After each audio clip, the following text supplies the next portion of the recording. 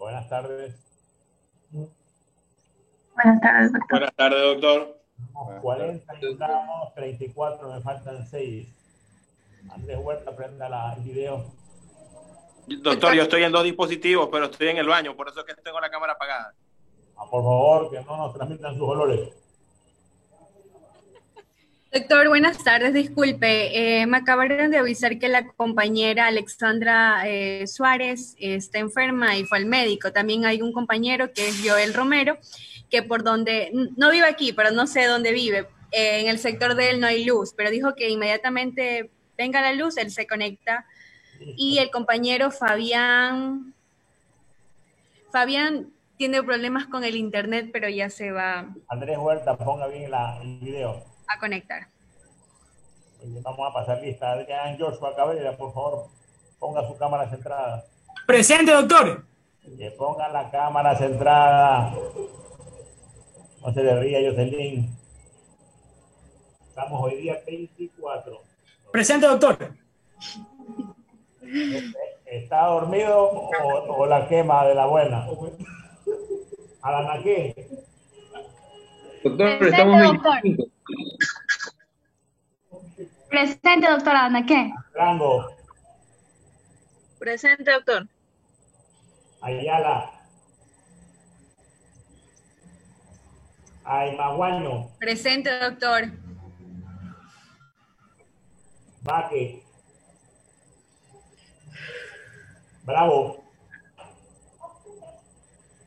Cabrera, Presente. Chaizalitín, Presente, doctor. Calderón, Presente, doctor, presente. Carvajal, Presente, doctor. Castro, Presente, doctor. Cortés, Presente, doctor. Enrique, Presente. Espinosa, Presente, doctor. Fernández, Presente, doctor. Galeas,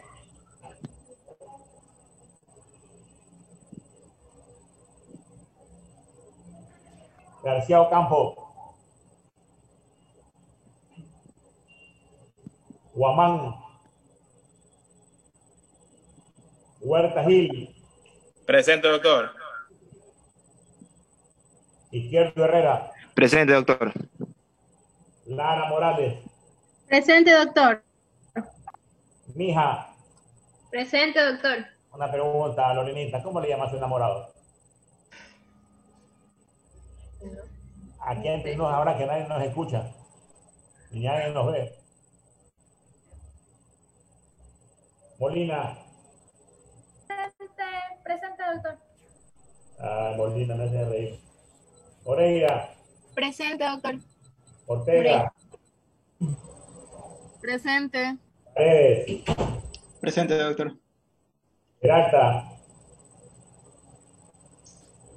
Peralta dijo, doctor. Sí, Peralta Guayamabe, de Presente, Peralta.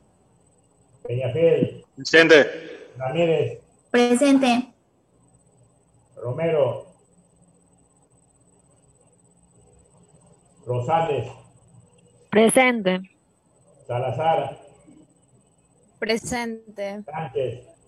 Presente. Suárez. Suárez Erazo. Está enferma, doctor. Suárez Quimis.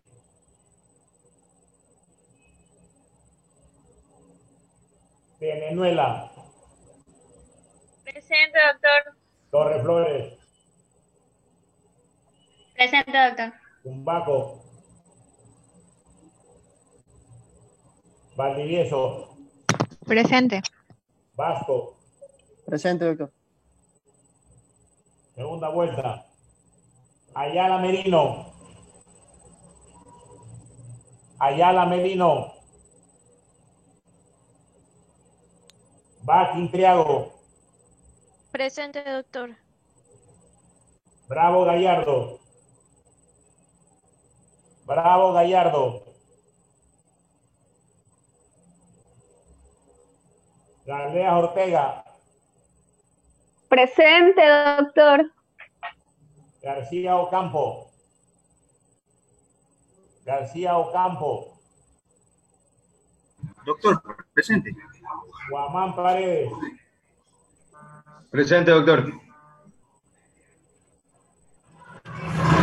Paute. Romero Paute. Es de lo que le había comentado, doctor. Tumbaco Matías. Tumbaco Matías. Tumbaco Matías. Muy bien.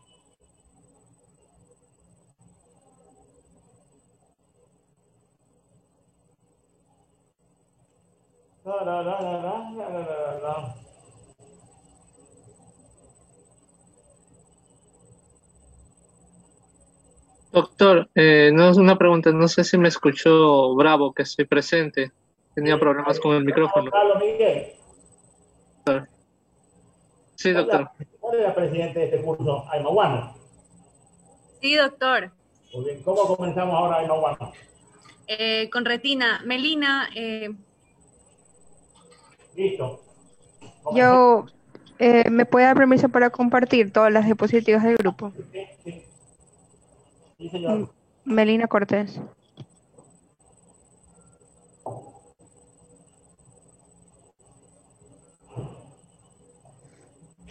Listo, dele.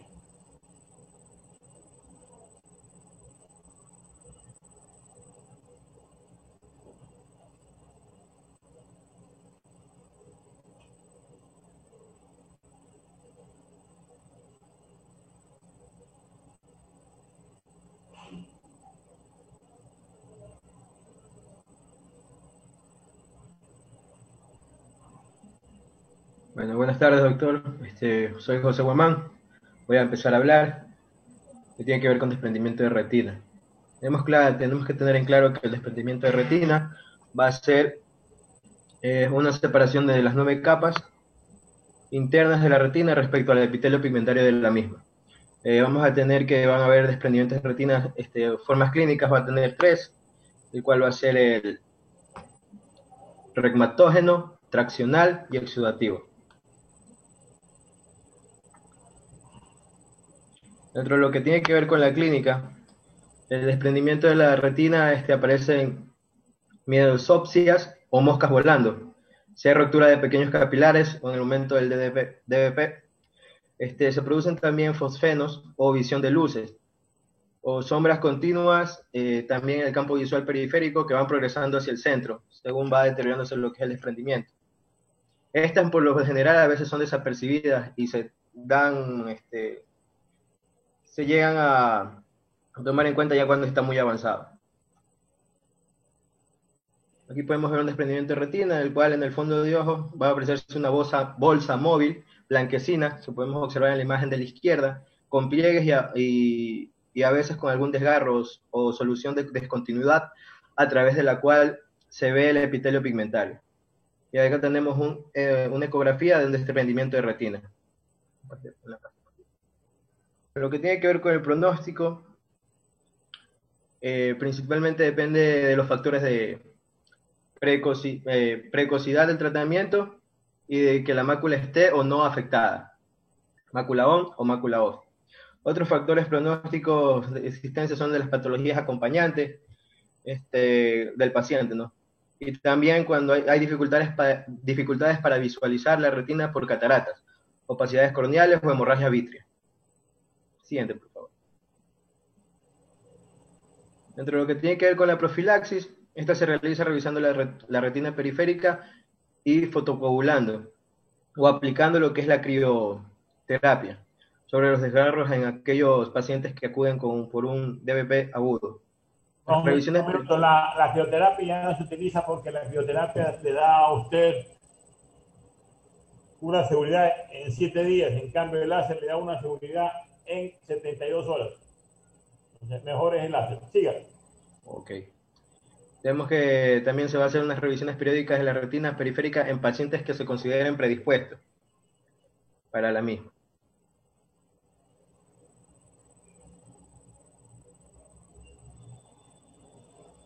Buenas tardes, doctor. Compañeros, continuando con el tema, vamos a hablar sobre el tratamiento. Soy Jimena Galeas. Siguiente, por favor. Bien, tenemos que en el tratamiento hay que cerrar la solución de continuidad mediante la criocoagulación o láser. En los casos más favorables, podemos decir de esta manera, el desprendimiento de retina superior reciente con lesión reumatógena bien localizada, va a ser útil utilizar lo que es la retinopexia neumática sobre la lesión reumatógena responsable. ¿Qué es la retinopexia neumática? Pues consiste en la inyección de gas más la crioterapia o láser, pero el doctor dice que ya no se la utiliza. ¿No? Y en los casos menos favorables, bueno, pues se dice que es preciso acercar la esclera y la coroides considerando, en este caso, un material sobre la esclera que es la esponja de silicona. La siguiente. Ya, en la actualidad se dice que cada vez con mayor frecuencia se indica la realización de una vitrectomía para poder eliminar el vitrio que tracciona la retina. También se dice que se utiliza la vitrectomía combinada con la cirugía de catarata y se denomina a esto la facovitrectomía. La recuperación funcional va a depender si la mácula se ha desprendido o no y de la precocidad del tratamiento. Siguiente. Ya, bien, tenemos ahora la retinopatía diabética. Se dice que en sí es consecuencia de la microangiopatía diabética de los vasos retinianos. Esta enfermedad va a afectar al 60% de los diabéticos que tienen más de 15 años de evolución de esta enfermedad. Es la causa más importante de ceguera bilateral irreversible en aquellos pacientes mayores de 65 años y se produce una pérdida de la competencia de la barrera hematorretiniana que se conoce como el signo más precoz, solamente es detectable en la angiografía fluoresceína con hemorragias y exudación. Vamos a encontrar lo que es una pérdida del tono vascular con dilataciones aneurismáticas y vamos a tener también hipoxia retiniana. Ya, la siguiente. La siguiente.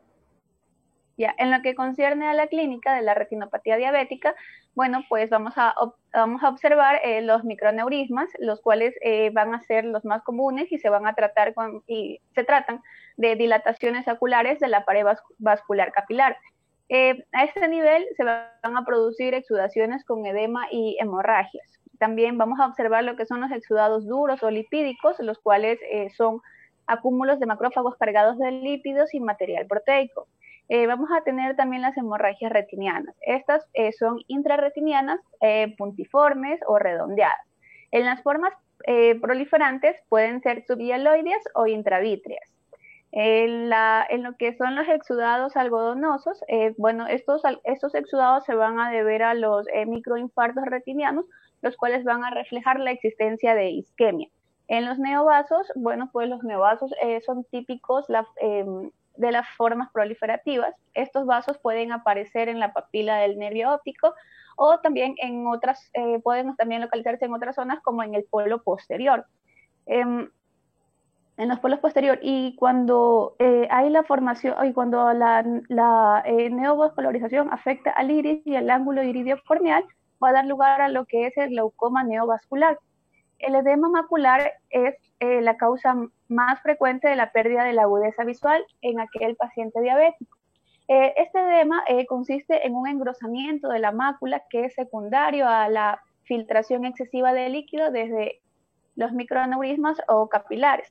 Este edema macular va a dar lugar al denominado edema macular quístico. Ya, buenas tardes, doctor. Yo soy Silvia Lara. Les vamos a hablar ahora de la clasificación de la retinopatía diabética. La retinopatía diabética, siguiente, por favor. La retinopatía diabética se va a clasificar en retinopatía diabética proliferativa y retinopatía diabética no proliferativa. Ahora vamos a hablar sobre la no proliferativa. La no proliferativa, que es también llamada simple o también llamada de base, esta generalmente incluye todo lo que son las lesiones descritas anteriormente, tanto las hemorragias, los microneurismas, el edema y también lo que es el exudado algodonoso y los exudados duros. Pero lo que no va aquí es lo que es la no vascularización. Aquí se produce un deterioro visual progresivo a causa del edema macular, que ese va a ser el motivo más común de pérdida de visión en ambas retinopatías diabéticas. Siguiente, por favor. En lo que es la retinopatía diabética proliferativa, Esta aquí nos va a provocar una pérdida de visión, pero esta va a ser brusca e indolora y se va a dar por una hemorragia vítrea. También nos pueden ocasionar lo que son desprendimientos de retinas retinales. En este caso la pérdida visual va a ser un poco más progresiva. Estas pueden ser tanto juveniles o del adulto. En el caso de los juveniles son mucho más agresivas y no presentan retinopatía previa, pero en las del adulto esta va a ser una complicación mucho más avanzada de lo que es la retinopatía diabética simple y el curso va a ser mucho más acelerado. Siguiente diapositiva.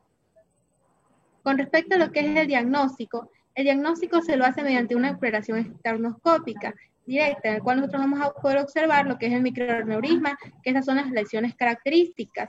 También mediante lo que es una OTC podemos observar lo que es el edema macular. Aquí vamos a poder observar lo que es el edema macular para poder tomar lo que es la medida de lo que es el espesor de la retina y también monitorizar lo que es una respuesta al tratamiento. Se hace lo que es la angiografía de fluoresceína, pero esto es para valorar lo que es los puntos de fuga que se están produciendo en el edema macular o la neovascularización. Pero esta ya no se lo usa tanto, más se usa ahora lo que es la angio-OTC, que esta aquí nos permite elaborar lo que son los mapas de la vascularización, sin necesidad de utilizar lo que es el contraste. Siguiente, por favor. Con respecto a lo que es la evolución, en la evolución lo más importante es el tiempo, en el cual nosotros también tenemos que ver que es un factor que está implicado en el desarrollo de la retinopatía diabética, pero también tenemos que hacer un buen control de la diabetes, que esto va a retrasar lo que es la aparición y enlentece un poco lo que es el progreso de la enfermedad. También en la enfermedad renal tenemos que controlar lo que es la proteinuria, los niveles de urea y de creatinina. En la hipertensión arterial, que ese también es un factor de riesgo independiente. El embarazo afecta negativamente a lo que es cualquier tipo de retinopatía diabética, y en el caso de que haya y que protegen del padecimiento de retinopatía diabética, lo que es la miopía elevada, la atrofia coloretiniana, como lo que ocurre en la retinitis pigmentaria, en la estenosis carotidia y también en lo que son los glaucomas descompensados. Siguiente, por favor. Con respecto a lo que son las causas de ceguera, las causas más frecuentes de ceguera en la retinopatía diabética es el edema macular. La segunda es la hemorragia vítrea, lo que es el desprendimiento de la retina, y el glaucoma neovascular. Con respecto a lo que es la hemorragia vítrea, la pérdida de la visión en este caso va a ser aguda e indolora, y el tratamiento va a ser, tras varias semanas de reposo, se hace una panfotocoagulación más vitrectomía. En lo que es el glaucoma neovascular, la pérdida de la visión en este caso va a ser subaguda y dolorosa, y el tratamiento van a ser los hipotensores con panfotocoagulación. En algunos casos se precisa también lo que es un implante de válvula. En el edema macular, la pérdida de la agudeza visual va a ser subaguda, que va a durar varios meses y va a ser indolora. En este caso se utilizan antiangiogénicos más lo que es un láser focal. Y en la catarata cortical, aquí la pérdida de la agudeza visual va a ser crónica, de varios años, indolora, y se usa lo que es la facoemulsificación. Ya. El siguiente diapositiva, por favor. Con respecto a lo que es el tratamiento se divide en tratamiento médico, tratamiento para la retinopatía diabética proliferativa y para lo que es el edema macular. El tratamiento médico no va a ser muy eficaz, pero más se lo utiliza como para prevenir la progresión de la enfermedad o para prevenir que se aparezca. Se hace un buen control metabólico y un control de la presión arterial. En lo que es la retinopatía diabética proliferativa, el tratamiento de elección va a ser la panfotocoagulación con nárcer de argón. Si hay en este caso un episodio de hemovitrio, hay que esperar a que haya una reabsorción de la hemorragia y luego indicar lo que es la panfotocoagulación. Pero si es que la hemorragia no se reabsorbe o si es que sigue lo que es el sangrado por un tiempo razonable, se hace lo que es la vitrectomía. Esa también se la usa en proliferaciones fibrovasculares y en desprendimiento de las retinas traccionales. Ahora, en caso de no visualizarse lo que es la retina, se está indicada también una realización de una ecografía, que esto nos va a servir para poder descartar que haya una neovascularización y en caso de que haya hacer una cirugía urgente. En el caso del edema macular, se usa lo que es inyección de fármacos antiangiogénicos, que también podemos identificar lo que son focos de exudación, microorganismos filtrantes, que se procede también a lo que es fotocoagular. Ya, siguiente diapositiva. Bueno, mi nombre es Andrés Huerta y vamos a continuar con lo que sería la retinopatía esclerohipertensiva. Bueno, antes que nada, hablemos de conceptos. a nivel de conceptos podemos decir de que ya desde el año 1898 se presumía que habían alteraciones microvasculares retinianas como marcador de una enfermedad cardiovascular. Ahora, a nivel del contexto en la circulación, podemos ver de que se van a dar cambios a nivel de la coroidea, a nivel de la retina y a nivel del nervio óptico. Y esto va a depender también de la gravedad, duración y la edad del paciente. También tiene que ver con cambios procedentes en la hipertensión, así como también esclerosis arteriolar y la edad, que van a ser factores determinantes en estos cambios exclusivos. Ahora, dentro de los cambios oftalmoscópicos, podemos decir de que dentro de los cambios que tienen que ver con la forma y el calibre, van a estar un engrosamiento de la íntima que se traducen en una atenuación arteriolar. También disminuye el flujo, por lo que las arterias aparecen estrechas, irregulares y filiformes.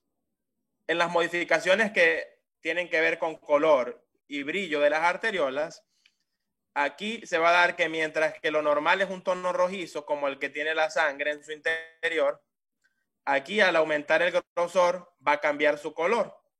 De ahí que adopten el aspecto en hilo de cobre amarillento, o si su grosor es mayor, el aspecto de hilo de plata blanquecino. En las modificaciones en los cruces arteriovenosos, en condiciones normales se va a dar de que las arterias pasan sobre las venas sin alterar. En la arteriosclerosis, debido a la hiperplasia de la adventicia entre la arteriola y la vénula, a nivel de los cruces arteriovenosos, tiene un lugar la compresión de la vénula, dando así lugar a los signos de cruce que se le conoce como el signo de Gunn, que van de un mínimo ocultamiento de la vénula bajo la arteriola hasta la total aparición de hemorragias, exudados alrededor y también una evidente ingurgitación del extremo distal venular, o incluso también se pueden dar unas microtrombosis venosas. Dentro de los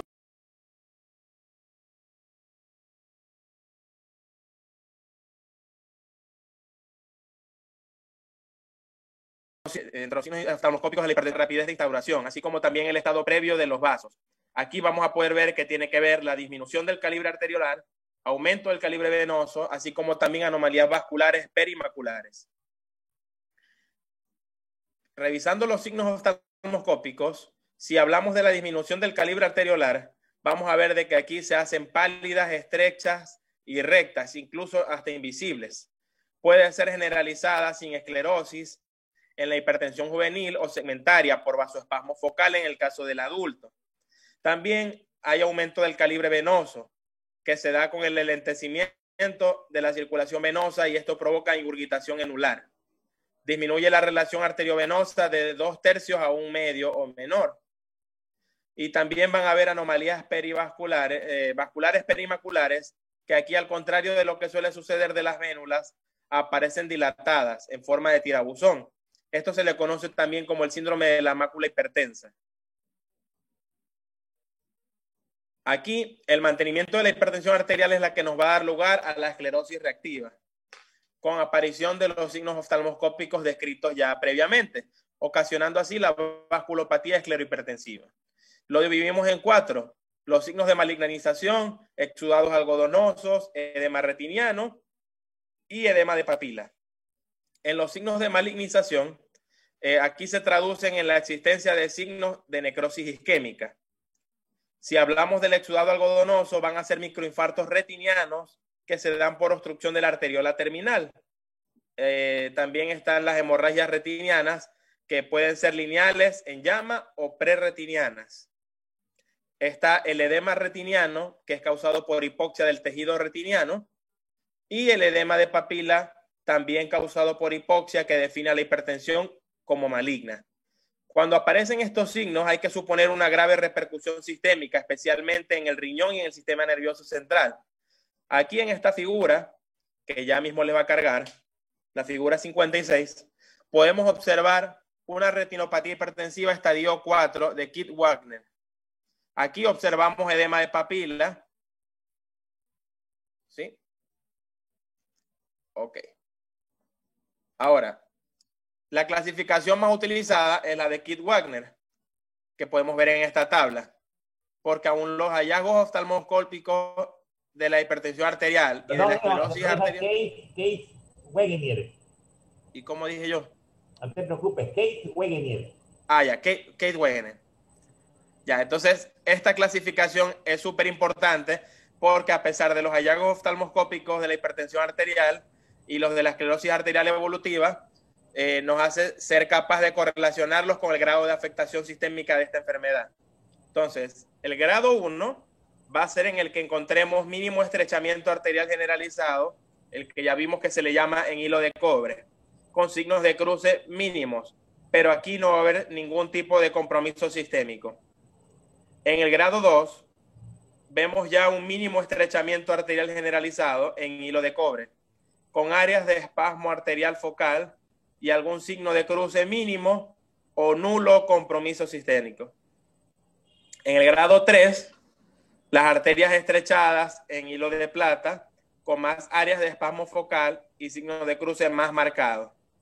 Aquí ya hablamos de presencia de hemorragias, exudados. Aquí muchos pacientes llegan a presentar afectación renal, cardíacas o cerebrales que ya son identificables. Y en el grado 4 se da todo lo anteriormente descrito, sumado al edema de papila, disfunción renal, cardíaca y cerebral suele ser bastante grave. Ya, bueno, buenas tardes, doctor, compañeros. Yo soy Eloy Izquierdo y les voy a hablar acerca de lo que es la oclusión arterial retiniana. Siguiente, por favor. Ya, vamos a empezar. La oclusión arterial retiniana, en esta enfermedad, si el déficit de perfusión es momentáneo, se produce una amaurosis fugax, pérdida brusca de visión que se recupera en unos minutos. Si el déficit es prolongado, se ocasiona una amaurosis definitiva ya.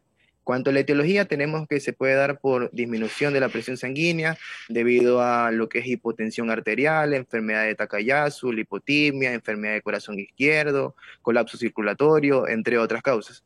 También por lesiones y obstrucción in situ de la arteria central de la retina o sus divisiones, quedando un territorio sin riego. La obstrucción puede ser ocasionada por un angioespasmo, causa de la amaurosis fugax, provocada por el consumo de tabaco o adrenalina en individuos sanos. También tenemos lo que son los émbolos, que son la causa más frecuente. Generalmente están originados en ateromas de las arterias carótida y oftálmica. Estos provocan pérdida transitoria o permanente de la visión unilateral. La obstrucción se produce más frecuentemente en la lámina cribosa. También tenemos lo que es la endarteritis, es un mecanismo mucho más infrecuente. Existe inflamación, estrechamiento de la luz y trombosis o embolia. En cuanto a la clínica, tenemos que la clínica va a debutar con pérdida brusca e indolora de visión de parte o del todo el campo visual. Oftalmoscópicamente, lo que se aprecia es una gran disminución del calibre arterial, aunque rara vez se ve esta fase porque dura muy poco. A las pocas horas se produce un edema retiniano y la retina adopta un color blanquecino por la necrosis isquémica, observándose la mácula rojo cereza. En cuanto a lo que es el diagnóstico, tenemos que se realiza explorando el fondo de ojo. Se visualiza la mancha rojo cereza. Si hay embolismo, pueden verse los cristales de colesterol obstruyendo el vaso. Si la oclusión afecta a una rama, el edema se limita a ese sector. Cuando hay dudas, también puede recurrirse a lo que es el electroretinograma, que pondrá en manifiesto la pérdida de actividad de la retina interna, conservando su actividad la retina externa. En cuanto al pronóstico, tenemos que el pronóstico visual es muy malo, muy raramente se produce cierta recuperación. El pronóstico vital en estos pacientes también es malo. Cuanto al tratamiento, tenemos que hasta ahora ningún tratamiento ha demostrado ser eficaz. Se ha probado el masaje ocular o la paracentesis para reducir la presión intraocular y facilitar el avance del émbolo, provocar vasodilatación, haciendo respirar mezcla de CO2 y O2 al 95% y la inyección retrovulvar de vasodilatadores. Dado el altísimo consumo de oxígeno de este tejido, cualquier potencial tratamiento solo podría tener cierta probabilidad de éxito si se hace en las primeras horas. Y eso, siguiente. Gracias. Doctor, ¿Sí? ¿me escucha? Pregunto, basado en su experiencia, de las patologías que hemos venido hablando, nos hemos dado cuenta de la vital importancia de la oxigenación de los tejidos y que mientras más tiempo pase, pues estos tejidos tienen lesiones ya no reversibles, ¿no? Pregunto yo, en tratamientos como la oxigenoterapia hiperbárica, ¿usted tiene conocimiento de que hayan tenido algún tipo de efectividad en este tipo de patologías?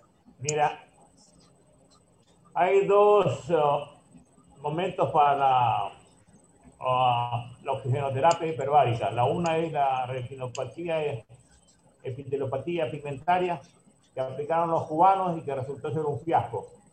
Y en la obstrucción de la arteria central de la retina, donde se practica, pero al mismo tiempo se entra a rasgar la íntima de la arteria para que el flujo otra vez se restablezca. En tal caso, no es una herramienta más de cómo resolver este tipo de problemas. No te olvides que siempre es medicina basada en evidencia, que es lo que más se hace. Hoy día, por ejemplo, ya sabemos que hay un paciente que se infectó de COVID y que se volvió a infectar con otra cepa. Ya eso lo sabemos, ya está demostrado. Entonces esos idiotas que dicen, no, una vez que yo ya me infecté, ya no me vuelvo a infectar. Señores, una cepa. Si ya no lo entienden, ¿qué le vamos a hacer, no? Claro, doctor, yo le entiendo. Gracias. Ahora hablaremos de obstrucción venosa retiniana. Mi nombre es Jocelyn Espinosa. Esta obstrucción venosa retiniana es mucho más frecuente que la obstrucción arterial. Afecta principalmente a mujeres mayores de 50 años que tengan factores de riesgo como lo es una hipertensión o que tengan una presión intraocular elevada. Hablando un poco de su etiología, si la obstrucción se da a nivel de la lámina acribosa, significa que hay un compromiso de la vena central de la retina. Pero si la lesión se evidencia más a nivel de los cruces arteriovenosos, significa que hay un compromiso de las ramas. Esta trombosis puede originarse ya sea por un enlentecimiento del flujo venoso, predispuesto por la hipertensión, arteriosclerosis, por un aumento de la presión intraocular que predispone a un glaucoma, o por una elevada presión venosa, como es en el caso de la fístula carótido cavernosa. También puede ser por un estado de hipercoagulabilidad o hiperviscosidad sanguínea o de causa local, como por ejemplo compresiva por una masa orbitaria o inflamación, como es el caso de una flebitis. Siguiente, eso.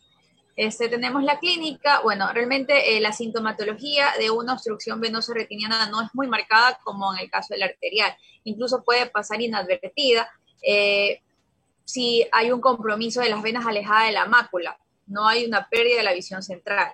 A nivel del oftalmoscopio podemos observar las hemorragias que se presentan a nivel de la zona de la vena obstruida, o si hay una hemorragia total de la retina, significa que ha tomado la vena central de la retina. Hay dos formas, hay una forma isquémica y una forma edematosa. La forma isquémica se caracteriza principalmente por la presencia de neovasos. Entonces, a la exploración vamos a observar focos blancos algodonosos que indican la presencia de infartos capilares, y también tenemos venas dilatadas y tortuosas. Estos neovasos lo que hacen es predisponer a hemorragias recidivantes, y si estos neovasos se localizan en el ángulo camerular, predispone a un glaucoma. La forma edematosa lo que lo caracteriza es el edema macular crónico. Siguiente. Ya. El diagnóstico lo podemos realizar mediante un fondo de ojo, mediante una angiografía fluoresceínica, que es muy útil para determinar el lugar de la lesión y la extensión, si esta es total o parcial, y también nos puede orientar hacia el tratamiento. Puede ser muy útil lo que es la OCT, donde podemos evidenciar el edema macular. El pronóstico va a ser muy variable, pero sin duda es mucho mejor que el de una obstrucción venosa retiniana. El paciente puede tener una recuperación total o puede tener secuelas. Y como en este caso hay cambios en la pared de la vena, esta podría quedar de coloración blanca. El tratamiento, netamente vamos a tener que hacer un control seguido con el oftalmoscopio. En el caso que ya presente neovasos, se lo va a tratar con una fotocoagulación. Y si hay un edema macular, va a ser muy útil la inyección de intraangiogénicos. Gracias. Gracias.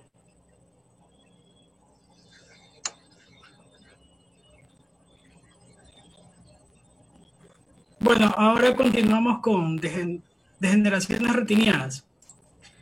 Bueno, en las degeneraciones retinianas tenemos a Adrián Cabrera. Pero no estás enojado, ¿no? No, doctor. Bueno, sigue Cabrera. Tenemos las centrales y las maculares. Bueno, vamos a ver principalmente su sintomatología, su clínica y su diagnóstico. Entre los síntomas vamos a tener que va a presentar lo que se denomina como síndrome macular, que va acompañado del cuadro clínico como son disminución progresiva de la agudeza visual, discromatopsia, metamorfoxia, que no va a ser más que, o sea, cuando el paciente distorsiona las formas y tamaños de las cosas o de las personas que miran.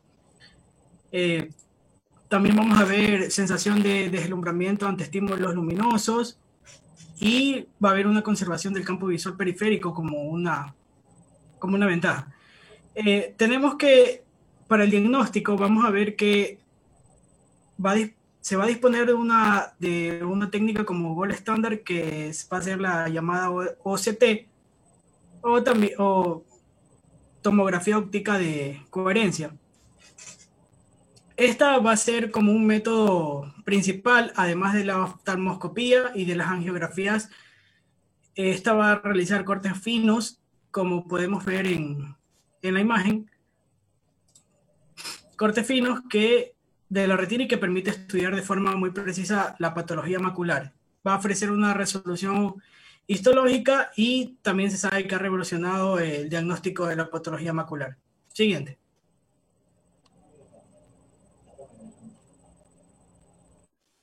Ya, doctor. Janet Caizalitín soy. Sí. Bueno, entonces dentro de las degeneraciones centrales tenemos como su sigla dice, la de MAE, que es la degeneración macular asociada a la edad. Entendemos como esta, que es la principal o la globalmente más conocida, como ceguera bilateral, que se encuentra asociada a la edad, que va a ser irreversible, principalmente en los países occidentales que se encuentra. Es posible identificar dos causas. Una de ellas que es la seca o atrófica, que es la más común, que se presenta en un 80% de los casos, y la húmeda o exudativa. Siguiente. Aquí tenemos un cuadro comparativo para hacerlo más fácil entre diferencias entre la seca y la húmeda. Dijimos que la seca es la que con más frecuencia se presenta en un 80% de los casos. Esta tiene una pérdida de visión lenta, a diferencia de la húmeda, que es una pérdida de la visión mucho más rápida. La seca afecta a una visión principalmente central o pericentral, con atrofia del epitelio pigmentario. Esta se caracteriza principalmente también por la aparición de drusas o de placas de atrofia geográfica. ¿Qué son las drusas? Pues son depósitos de tipo color amarillento, que son redondeados, que vienen ¿de dónde? De un material de desecho de la digestión que tienen los fotorreceptores, que se da ¿dónde? Bajo el epitelio pigmentario. Estas drusas pueden ser de una consistencia suave, fuertes o cristalinas. En el caso de que las drusas sean muy blandas y confluentes, ya nos va a indicar que existe un riesgo de que esta sea una húmeda, en la que tenemos las siguientes características. Hay mayor riesgo de que esta sea una forma húmeda oxidativa. Pero arréglalo, pero lo necesitamos porque no son Dios. ¿Perdón? No, tranquilo nomás. Continúe. Ya, anterior. Ya, en la húmeda, esta, ya dijimos, es menos frecuente que la anterior y se caracteriza porque tiene la presencia de membranas fibrovasculares subretinianas, neovascularización, colecciones en la retina, y la neovascularización puede ser esta clásica, oculta y de lesiones fibrosas. Siguiente. Podríamos decir que como método diagnóstico tenemos la presencia de metamorfoxias, que estas se van a diagnosticar con la rejilla de Amsler, que como vemos una cuadrícula normal, una visión normal sería como en la imagen de la izquierda, mientras que en la de la derecha tenemos la degeneración macular asociada a la edad. La característica de la metamorfoxia es que el paciente va a percibir interrumpidas las líneas como torceduras, podría decirse así. Siguiente. Otra también es la angiofluorescein-grafía, que se caracteriza por la identificación y la localización de la membrana fibrovascular, principalmente en la forma exudativa. Siguiente. Y por último, dale el tratamiento. Dale. Ya. Principalmente no va a existir tratamiento, pero igualmente podemos hablar de en las formas secas. Se utiliza la luteína, que es la vitamina principal específica para la retina. También se utiliza la prevención mucho. Lastimosamente ya hay estudios que dicen que estas vitaminas no sirven para nada, ¿no? Entonces, No, por eso dice que no existe tratamiento, pero igual se usa. si usted va a una farmacia americana, las encuentra de todos los colores y sabores. Sí. Ya. Como prevención, el consumo de frutas, verduras, no el tabaco, y evitar la exposición al sol. Y en las exudativas, anteriormente el tratamiento es la fotocoagulación con láser, la terapia fotodinámica, la inyección de triamcinolona intravítrea, y ahora actualmente el tratamiento que más se usa para las formas exudativas es las inyecciones intravítreas con bevacizumab, ranibizumab y amlodipine. Ya, gracias. Buenas tardes, doctor, compañeros. Mi nombre es Steven Calderón y les voy a hablar sobre las otras formas menos frecuentes de degeneración macular. Siguiente, por favor. Bueno, dentro de esta degeneración macular menos frecuentes, tengo un listado de 8, entre ellas la vasculopatía coroidal polipoidal, la corioretinopatía serosa central, el edema macular cistoide, el agujero macular, la membrana epirretiniana, los pliegues coroideos, las estrías angioides y las maculopatías tóxicas, que entre ellas consta el uso de la cloroquina, cual provoca el ojo de buey, el cual podemos observar en el examen de fondo de ojo, y en estas personas se produce el ojo de buey, y también en el caso de, bueno, actualmente es poco frecuente por el uso de la hidroxicloroquina, pero en estas personas es necesario realizar el examen oftalmológico previo al tratamiento con la cloroquina, y además también las revisiones oftalmológicas anuales periódicas. Siguiente. Bueno, ahora hablaremos sobre las degeneraciones periféricas, entre ellas las adquiridas, las cuales cursan con un periodo involutivo, son asintomáticas, es frecuente en miopes, y entre ellas tenemos la degeneración empalizada, la cual da lugar a la formación de agujeros o desgarros en la retina periférica, lo cual predispone al desprendimiento de la retina. Siguiente. El tratamiento en sí es la fotocoagulación con láser de argón, y en la cual también se utiliza ante el riesgo elevado del desprendimiento de retina. Siguiente. 2 minutos, Steven. Vuelve a la imagen atrás. Ya. Entonces ustedes van al cuadro de la derecha y ven que lo han fotocoagulado primero en la parte de abajo, y luego en la parte de arriba. La pregunta es: ¿por qué primero ponen la de abajo? Porque si viene sangrado, la sangre por gravedad va a bajar, y esa parte ya está coagulada o fotocoagulada, y panfotocoagulan la parte de arriba. Hay un protocolo para panfotocoagular, y si ustedes se ponen acuciosos, van a ver que hay desde el nervio óptico hasta los spots, las manchas, hay una zona que está libre, que eso corresponde al área de visión central, a la mácula. Prosigamos. Ahora, dentro de las degeneraciones periféricas primarias consta la retinosis pigmentaria, la cual es bilateral, curso progresivo y lento. Esta se inicia en la edad escolar y causa ceguera alrededor de los 40 años. Esta es hereditaria y sus patrones hereditarios son autosómico recesivo, autosómico dominante y ligado al sexo. Bueno, en sí, la retinosis pigmentaria es causada por la alteración de los bastones y se asocia a enfermedades como el síndrome de Lawrence-Monbiot y también a la polidactilia. Además también provoca, bueno, las mutaciones en el gen de la rodoxina, la cual ocasiona la retinosis pigmentaria, y su evolución es que ocasiona la reducción concéntrica del campo visual, lo cual produce la ceguera. En sí, esta no tiene tratamiento. Siguiente. Y observamos en este fondo de ojo que en la zona periférica observamos estas manchas de color marrón, negro. El cuadro clínico de la retinosis pigmentaria es la mala visión nocturna, conocido como la hemeralopía, perdón, el escotoma anular en el campo visual. Siguiente. Y en oftalmoscopía se aprecia las arterias estrechas, la atrofia de papila y acúmulos de pigmento en la periferia. Siguiente. Gracias. Gracias. Bueno, buenas tardes, doctor. Mi nombre es Isaac Castro. Vamos a hablar de la miopía degenerativa. Siguiente, por favor. Bueno, esta miopía degenerativa patológica también va a ser llamada maligna o progresiva. Esta aquí va a ser una enfermedad degenerativa en la que el defecto de refracción no es más que una de las manifestaciones. Se considera a partir de las 6 a 8 dioptrías. Decimos que, bueno, para evaluar las dioptrías, decimos que una dioptría tiene la capacidad de enfocar la luz a 1 metro. ¿Ya? Cuando son 2 dioptrías, lo hace la mitad, o sea, 50 centímetros, es de 3 dioptrías, 33 centímetros, y así sucesivamente.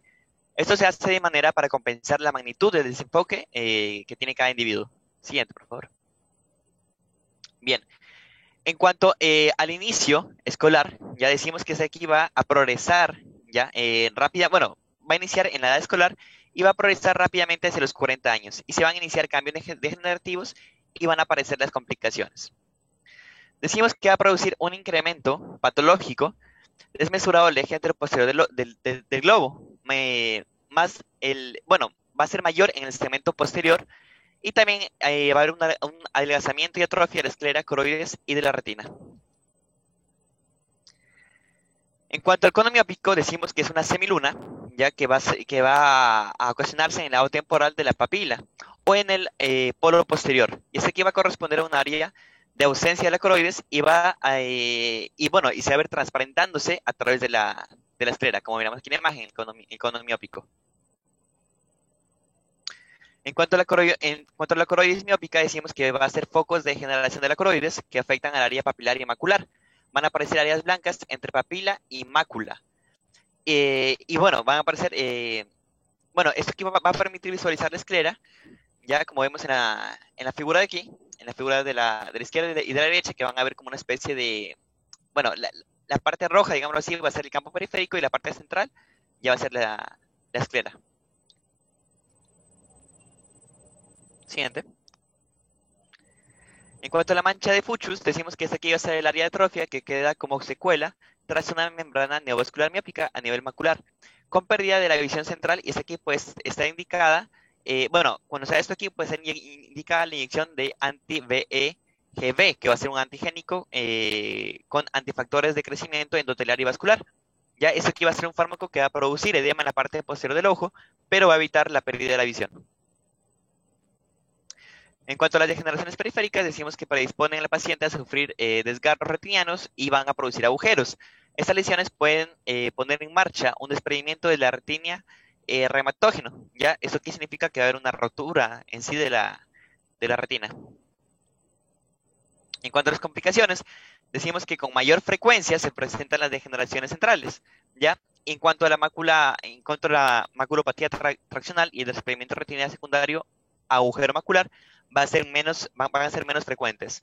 Decimos que la catarata aparece a una edad más temprana y se piensa que el glaucoma crónico simple es más prevalente a estos pacientes. Siguiente, por favor.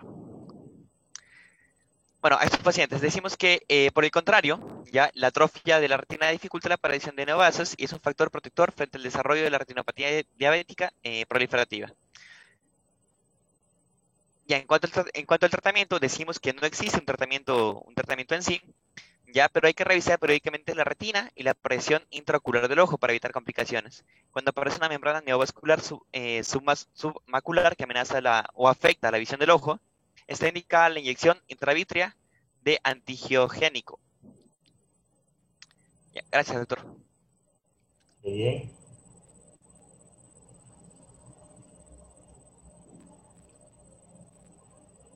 Buenas tardes, mi nombre es Marina Cortés y yo voy a continuar con lo que es la retinopatía de la prematuridad o antes llamada la fibroplasia retrolental.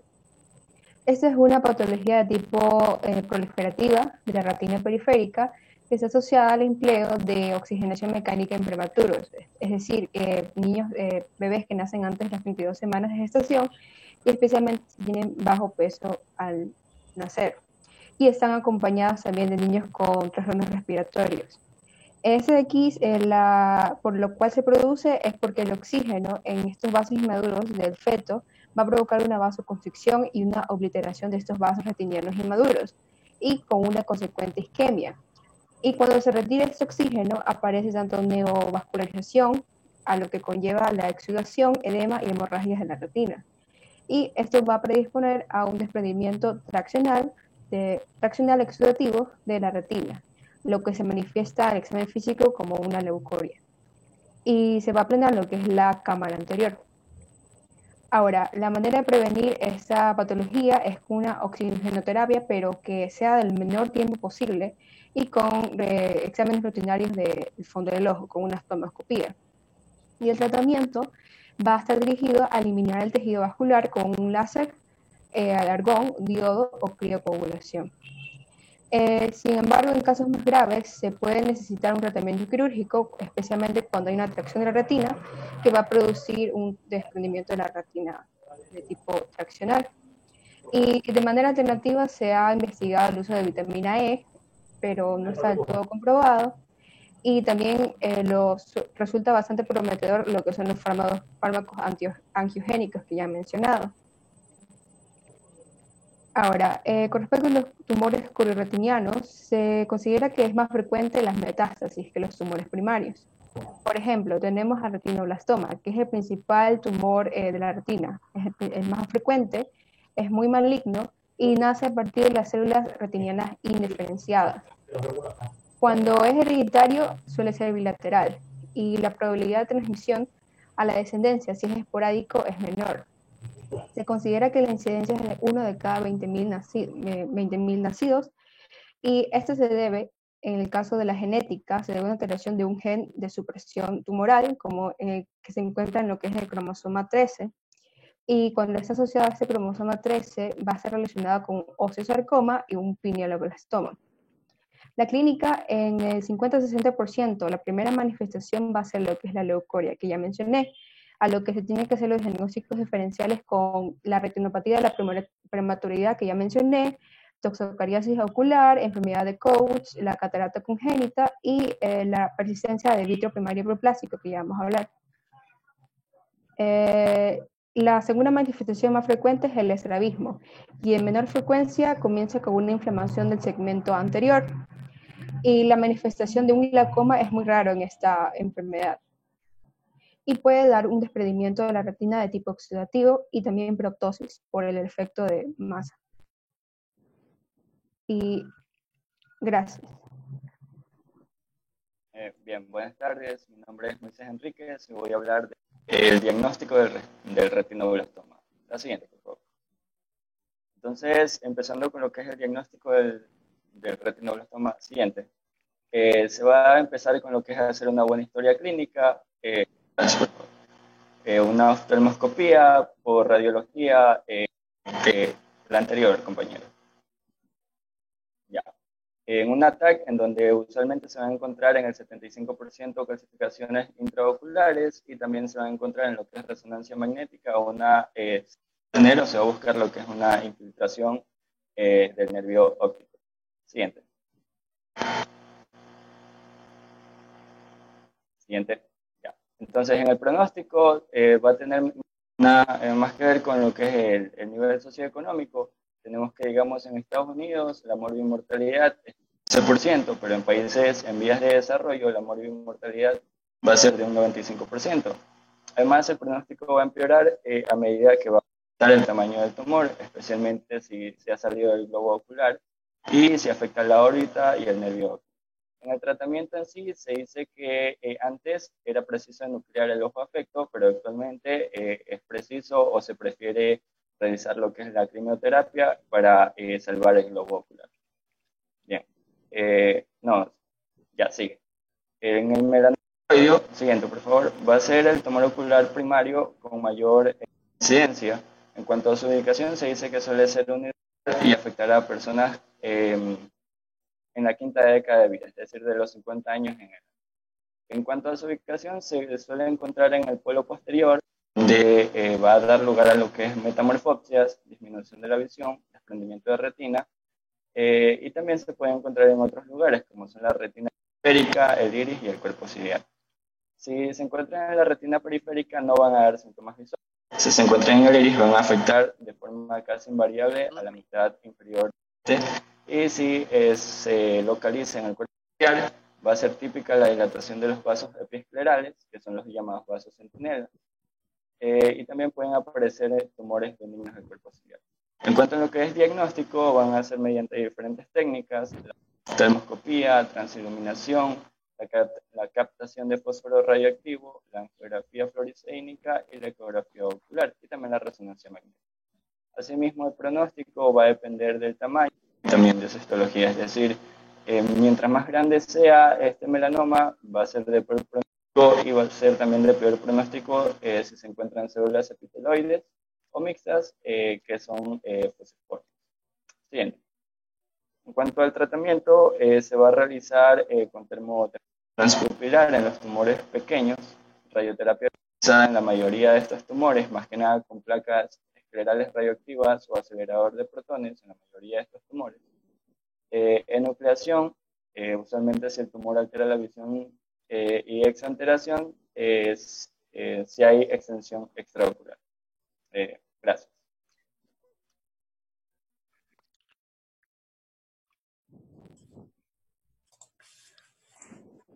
Bueno, y para culminar vamos a entrar al tema de vitrio.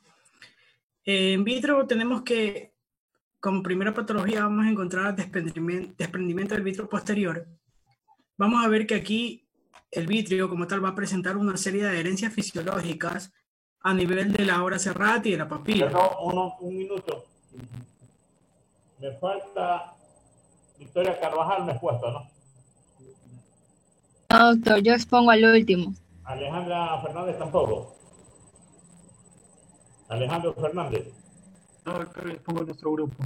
Segundo García. Listo. Yo soy de otro grupo. ¿Usted no comenzó la exposición? Sí, yo comencé, solamente que el tema era vitrio y retina, entonces yo comencé con vitrio. Bueno, entonces seguimos con vitrio, y con el desprendimiento del vitrio posterior tenemos que, bueno, ya como dije, presenta una serie de adherencias fisiológicas vitreoretinianas. Estos van a presentarse principalmente a nivel de la obra serrata y de la papila, y se van a hacer más tenues en la edad adulta, o sea, van a afectar más a los de tercera edad. Las adherencias con la papila van a tender a romperse, y esto va a dar lugar a una pérdida de la posición del vitrio, y va a ocurrir más frecuentemente en sujetos de edad avanzada, y sobre todo si es que un agravante va a ser si son miopes o si son pseudofáquicos. Siguiente.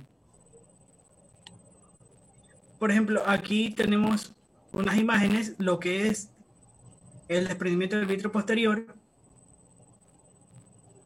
En la imagen C podemos ver el desgarro. Bueno, ya siguiente.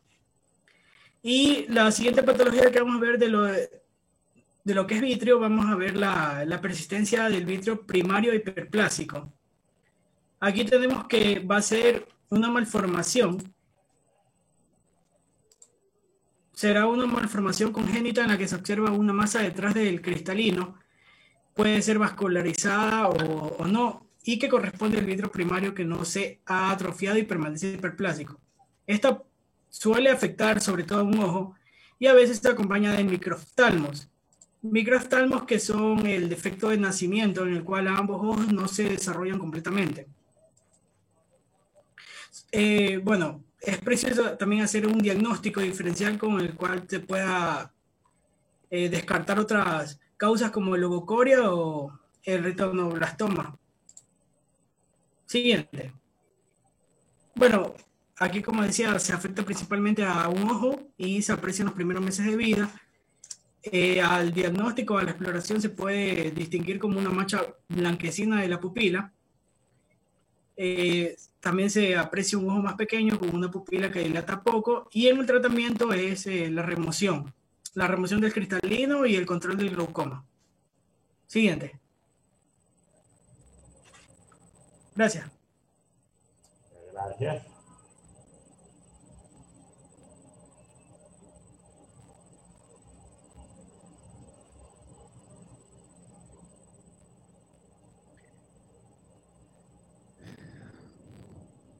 ¿Terminamos? Listo. Vamos a la parte chance, tomar lección. Doctor, ¿se anotó todos los que pusieron? Pero sí. Ahí.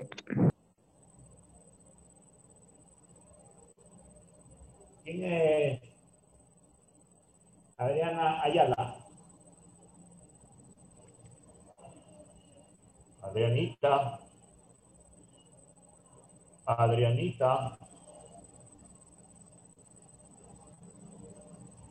Faltó Ayala. Galo Bravo. ¿Quién es Galo Bravo? Presente, doctor. ¿Qué tal, Galito? ¿Cómo vamos? Bien, doctor, aquí en casa. ¿Qué me puede decir del desprendimiento del vitro posterior? El desprendimiento del vitro posterior. ¿Qué me dice? Si no será Shunso. No, doctor. Debe ser, no.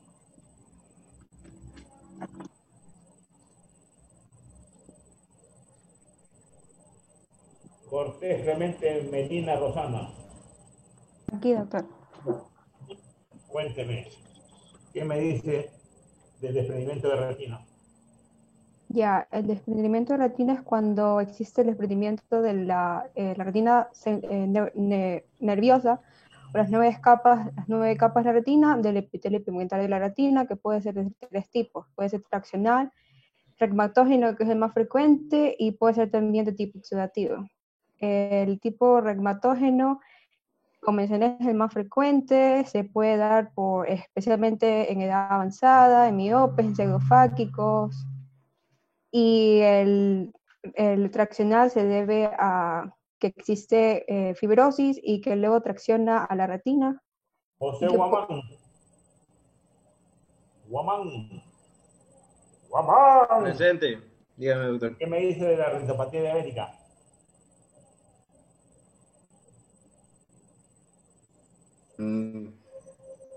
Eso afecta, creo, al 50-60% de los diabéticos de 15 años de evolución.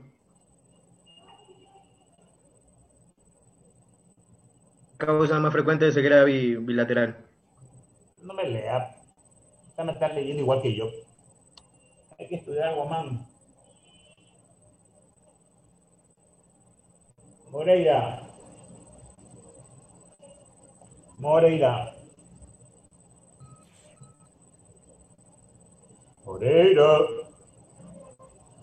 Maite Moreira Viluesa. Aquí, doctor. ¿Qué me dice la retinopatía esclerohipertensiva? Doctor, disculpe, no le puedo escuchar, se me cortó. ¿Qué me dice de la retinopatía esclerohipertensiva?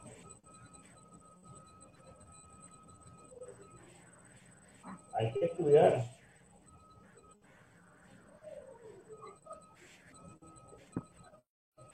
Romero Paute.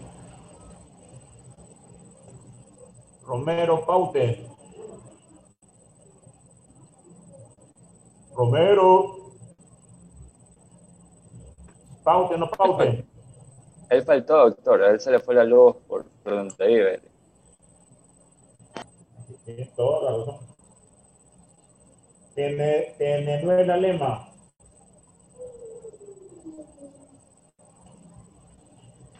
Aquí. ¿Sí me escucha?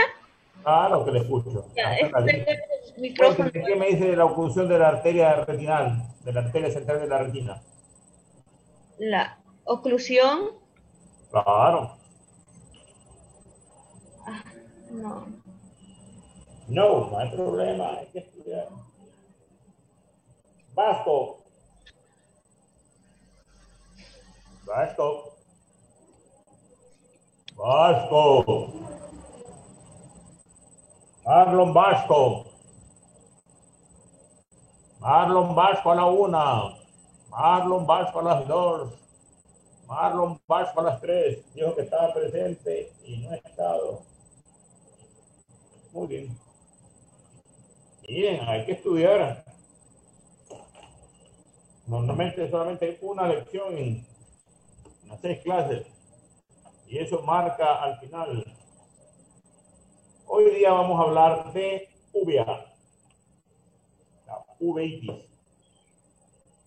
Entonces hemos dicho que hay 3 membranas. La retina, la coroides y la esclera. La esclera hemos dicho que se continúa con la córnea. La retina hemos dicho que tiene 3 capas. Y que la coroides tiene una parte anterior, que es el iris, una parte intermedia, que son los procesos ciliares, y una parte posterior, que es la coroides propiamente dicha. Esta coroides está formada por grandes vasos y pequeños vasos. ¿Cómo clasificamos a la uveitis? Se afecta al iris, hablamos de una iritis o de una uveitis anterior, cuya causa normalmente es desconocida. Si hablamos nosotros de los procesos ciliares, hablamos de una uveitis intermedia o hablamos de una iridociclitis. Y cuando hablamos de la parte posterior, hablamos de una uveitis posterior. A veces hay situaciones en que hablamos de una panuveitis. Todo está inflamado. Ahora, ¿cómo la clasificamos? La primera es en granulomatosa o no granulomatosa, dependiendo del pigmento que la uveitis ponga en la cara posterior de la córnea. Hay una corriente de convección que va de los procesos de la cara posterior del iris hacia la cara anterior del iris y a la cara posterior de la córnea. Entonces, alguien se dio cuenta que tiene una disposición triangular y le llaman el triángulo de Ara. A eso le llaman las no granulomatosas. Y cuando la acumulación del pigmento es a lo largo y todo ancho de la córnea, hablamos de granulomatosas. Normalmente esta se da en la sarcoidosis. Por suerte la sarcoidosis no es de nuestro gremio. Hemos hablado de intermedia, posterior, anterior, intermedia y posterior. Nos falta qué tiempo tienen. Menos 2 o 3 meses agudas, más de 3 meses crónicas. Y a veces el ojo lo ponen rojo. Estamos hablando de calientes y a veces pasan con ojos tranquilos, entonces hablamos de frías. ¿Cuál es la sintomatología? Hay una pérdida pobre de la visión. El paciente sí tiene una pérdida pobre de la visión, pero cuando uno pasa el haz de luz a través de la pupila, vamos a ver que esta pupila es perezosa y hablamos de bradiconia, o vamos a ver cómo en el efecto Tyndall hay pigmento en el humor acuoso. No se olviden que el humor acuoso es ópticamente homogéneo. Entonces, lo que les queremos indicar aquí y que debe quedar claro es que la uveitis es como un iceberg. Te está diciendo, tengo aquí un problema, pero a veces es un problema mayor. Hay enfermedades que producen uveitis de manera recurrente, pero también hay enfermedades, hay que irlas a buscar, que producen uveitis. La enfermedad de Crohn. Entonces, ¿cuál es el tratamiento normalmente? Primero, dilatar la pupila para evitar la sinequia. La sinequia es la adherencia del iris a la cara posterior de la córnea, sinequias anteriores, a la cara anterior del cristalino, sinequias posteriores, o al ángulo, gonio, sinequias.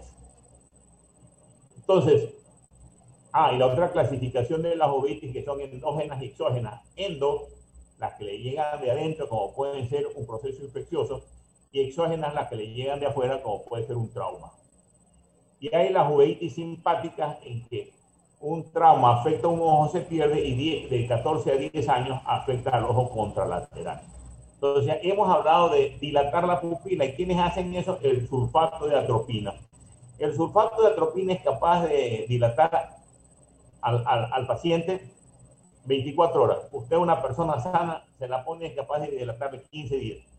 Y no hay quien esa pupila la vuelva atrás. El uso de los corticoides. La pregunta del niño es ¿cómo lo vamos a utilizar? Miligramos por kilogramo de peso. ¿En cuántas? ¿En toma de 3 días o en toma de 10 días? Ya depende de lo que usted tenga experticia. Ahora, hay enfermedades que producen uveitis comunes. Claro, la espondilitis anquilopoyética, el síndrome de Ritter, la artritis reumatoidea juvenil, que es en dolores articulares en menores de 12 años, la sarcoidosis, que hemos dicho que no es de nuestro medio, la tuberculosis, que es frecuente. Hemos tenido que llegar a la situación de decirle al paciente tuberculoso la dirección para que las personas del ministerio les vayan a dar la medicación y delante de ellos se tome la medicación, porque si lo hace a través de un centro de salud, no lo hace. La toxoplasmosis, Toxocara canis y Toxocara canis, miren lo molestoso que es tener perros en las cajas sin el cuidado debido. El citomegalovirus, que está asociada al SIDA, lo que haga un hombre o una mujer con sus motores es problema de ellos. El problema es cuando no se cuida y pone en riesgo a la sociedad por estas enfermedades. La candidiasis ocular, que normalmente se da en pacientes que tienen muy bajas sus defensas, etcétera, etcétera. ¿Cuáles son las complicaciones que tienen esta uveitis a largo tiempo? El edema corneal, la catarata, el glaucoma secundario, la tisis bulbi, que es la atrofia ocular, el edema macular quístico, los desprendimientos de retina exudativos y la queratopatía en banda. La queratopatía en banda es frecuente, se cura con un quelante, pero la pregunta del millón es ¿cómo está atrás? Entonces, resumiendo, la uveitis es una enfermedad que te está diciendo, yo tengo en el organismo estructuras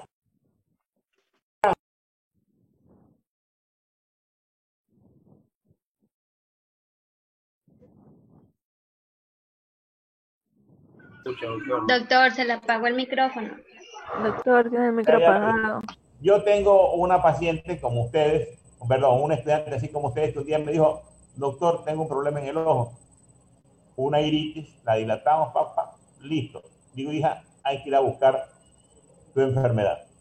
Pasaron cerca de 10 años para cuando yo era doctora, casada y con hijos, cuando descubrieron la enfermedad de ella.